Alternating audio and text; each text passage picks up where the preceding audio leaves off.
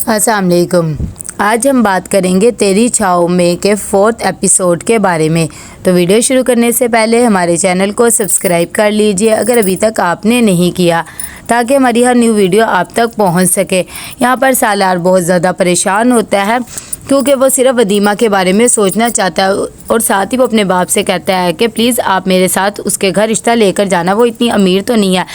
जब जावेद ये बात सुनता है तो कहता है कि मैं हरगिज़ भी रिश्ता लेकर नहीं जाऊंगा और वैसे भी ये सारा हिसाब किताब करो जो तुम आज तक खाते रहे हो।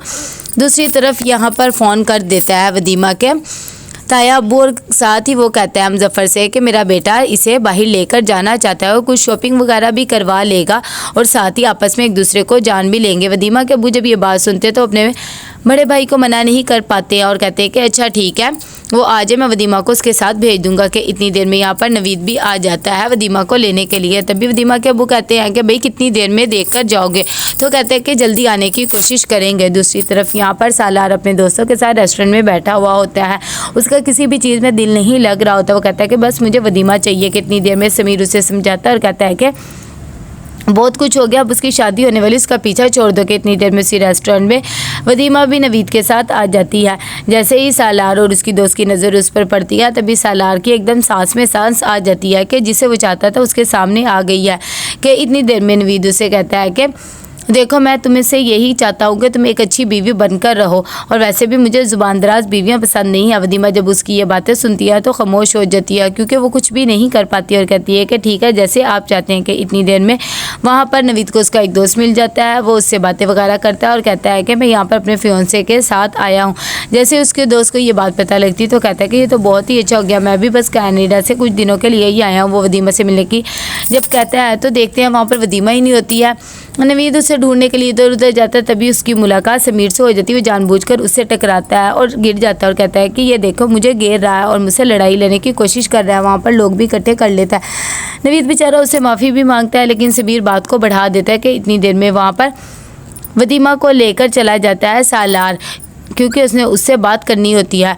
दूसरी तरफ यहाँ पर मैनेजर आ जाता है उस मॉल का। वो उन दोनों को कहता है कि क्या बात है। तभी समीर कहता है कि इसने मेरे पैसे चुरा लिए, आप इसकी तलाशी ले, लेकिन वो तलाशी नहीं लेने देता। दूसरी तरफ सालार यहाँ पर वदीमा के पास जाता है और उसे कहता है कि मैं तुमसे बहुत ज़्यादा मोहब्बत करता हूँ, अगर तुम मुझसे मोहब्बत नहीं करती तो तुम मुझे बता दो। वो कहता है कि मैंने अपने दिल को बहुत ज़्यादा समझाने की कोशिश किया लेकिन मेरा दिल नहीं माना है। साथ ही उसे एक पत्थर देता है, कहता है अगर नहीं मोहब्बत होगी तो गिरा देना। वदीमा वो पत्थर पकड़ लेती है, उसके हाथ से अचानक वो पत्थर गिर जाता है और वो कहती है कि नहीं मैंने जानबूझकर नहीं गिराया और खामोश हो जाती है। दूसरी तरफ यहाँ पर नवीद बहुत ज़्यादा परेशान होता है वदीमा की वजह से और कहता है कि मेरी तलाशी ले लो।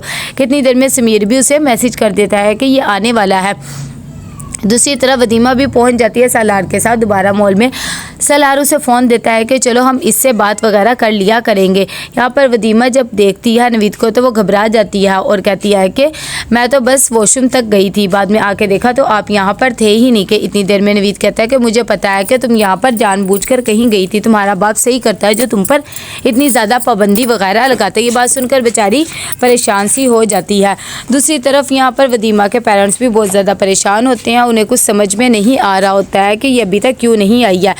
जैसे ही नवीद पहुंच जाता है तो वो वदीमा से सॉरी बोलता है अपने बिहेवियर के लिए और उसे कहता है कि मैंने कुछ गलत तो नहीं कहा था, मैं तुम्हारी केयर करता हूँ इसीलिए ये बातें करी है। वदीमा भी खामोश हो जाती है और उसे कहती है कि अच्छा ठीक है, क्योंकि वो उससे ज़्यादा बात नहीं करना चाहती है। इतनी देर में जब वो अपने घर पहुँचती है तो उसका बाप कहता है कि तुम इतनी देर से क्यों आई हो। वदीमा कहती है कि थोड़ी सी देर हो गई थी। ये बातें सुनकर बेचारी घबरा सी जाती है। कि इतनी देर में उसकी माँ आती है और कहती है कि आपने खुद ही तो इसे भेजा था और अब आप इतने सवाल जवाब कर रहे हैं, बच्ची डर रही है, क्या कर रही हैं आप, अगर आपको इतना शक था तो भेजते ही ना। खैर वो उसे अंदर ले जाती है। दूसरी तरफ समीर समझाता है सालार को और उसे कहता है कि मेरे ख्याल से तुम्हें इसका पीछा छोड़ देना चाहिए, अगर उसके बाप को फिर से पता लग गया तो वो हमें छोड़ेगा नहीं। सालार कहता है कि देखो मैं उसे कभी भी भूल नहीं सकता और अब तो मुझे भी यकीन हो गया वो भी मुझसे मोहब्बत करती है और तुम मेरे दोस्त हो तो तुम्हें मेरा साथ देना पड़ेगा। यहाँ पर अमतुल आती है और आकर वदीमा से पूछती है कि नवीद कैसा है और साथ ही उसे समझाने की कोशिश करती है और कहती है कि इंशाल्लाह वो बेहतर हो जाएगा वैसे भी माहौल के साथ।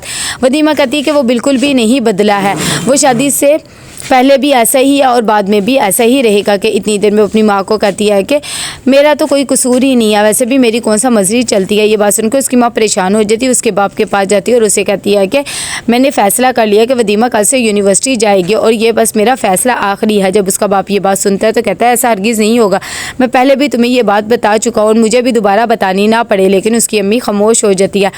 दूसरी तरफ रात होती है तो वदीमा अपना मोबाइल निकालती है और सालार को फ़ोन कर देती है और उसे कहती है कि मुझे कोई भी परेशानी नहीं हुई थी मोबाइल लेकर जाने में कि इतनी देर में। सालार उसे कहता है कि आज मैंने तुम्हारी आवाज़ सुन लिया तो मेरे दिल को भी सुकून मिल गया है, मुझे बहुत ज़्यादा खुशी हो रही है तुमसे बात कर कर। सारी रात वो बात करते हैं कि इतनी देर में सुबह होती है तो वदीमा की माँ उसे उठाने आती है। वदीमा उठ जाती है और कहती है कि मैं भी थोड़ी देर में आती हूँ।